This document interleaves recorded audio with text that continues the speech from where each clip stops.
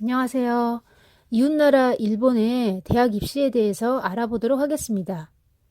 일본의 대학 입시는 크게 세 가지로 나누어 볼 수 있는데요. 일반 입시, 추천 입시, AO 입시가 그것입니다. 일반 입시는 일반 선발로, 또 추천 입시는 학교 추천형 선발로, AO 입시는 종합형 선발형으로 명칭이 변경되었습니다. 일반 입시는 학력 시험으로 선발하는 것으로 우리나라의 정시에 해당한다고 볼 수 있겠습니다. 추천 입시는 학교장의 추천으로 선발하는 것입니다. 이 AO 입시는 입학 사정관제, 어드미션 오피스의 영어 약자이며 우리나라의 학생부 종합 전형에 해당한다고 볼 수 있겠습니다. 전체적인 비율로 보면 일반 입시가 60%, 추천 입시가 30%, AO 입시가 약 10% 정도입니다. 국공립대학에서는 일반 입시의 비율이 높고 사립대의 경우는 AO 입시의 비중이 높아져가는 추세입니다. 그 이유에 대해서는 다음 기회에 설명드리도록 하겠습니다. 일반 입시의 경우 전국적으로 대학 입시 공통시험인 센터 시험이 있었습니다. 그 전에는 대학 공통 1차 학력시험이라고 국공립대학만 이용할 수 있는 시험이 있었는데요. 1990년부터 대학 입시 센터 시험, 즉 센터 시험으로 변경하여 사립대학도 이용할 수 있게끔 하였습니다. 어려운 문제라든지 특이한 문제 등을 배제하고 대학에 입학을 지명하는 자는 고등학교 졸업 단계에서 기초적 학습의 달성 정도를 판정하는 것을 주요 목적으로 도입하게 되었습니다. 센터 시험에서는 전 교과, 전 과목에서 설문의 해답을 OMR 카드에 기재하는 선택형으로 되어 있고 서술형 문제는 없었습니다. 그런데 내년도 입시부터 서술형 문제를 도입하여 대학 입시 공통 테스트라는 명칭으로 바뀌게 되었습니다. 우리나라에서는 일본의 센터 시험이 폐지된다라는 오보가 되는 경우도 있는데요.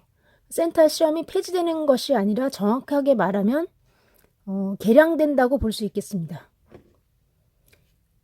이러한 변경 과정에서도 여러 우여곡절이 많았는데요. 결국에 국어와 수학에서의 서술형 문제에 대해서가 채점의 공정성에 관한 문제가 제기되면서 그 서술형 문제의 그 실행 시기가 연기되었습니다. 국공립대학의 경우에는 원칙적으로 센터 시험이 필수입니다만 사립은 자율적 독자적으로 그 시험을 이용할 수 있습니다. 그런데 우리나라와는 달리 일본에서는 그 센터 시험만으로 학력 시험이 다가 아닙니다. 2차 본고사 시험이 있습니다. 센터 시험에 합격한 학생들은 대학별 학과별로 실시되는 2차 학력 시험인 본고사 시험을 치르는 경우도 있게 됩니다. 센터 시험이 기초 학력만을 측정하는 것이라면 대학별 2차 본고사 시험은 난문, 기문 등도 종종 등장합니다.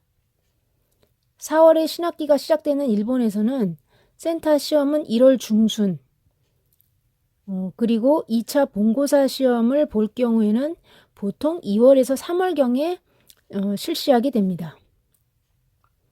1차 학력 시험인 센터 시험이 넓고 얇게 문제를 다룬다면 2차 본고사 시험은 깊고 좁게 다룬다고도 볼 수 있습니다.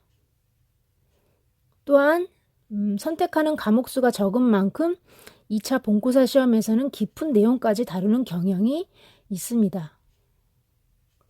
솔직히 그 센터 시험에서 서술형 문제를 다루지 않더라도 2차 본고사 시험은 거의 서술형이기 때문에 아무런 문제가 없다고 하는 전문가들도 많이 있습니다.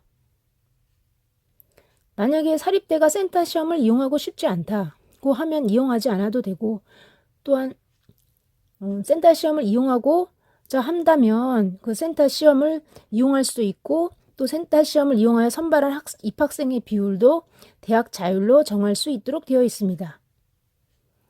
한국에서는 일본의 센터 시험이 폐지된다는 식으로 보도되었는데 실상은 다릅니다.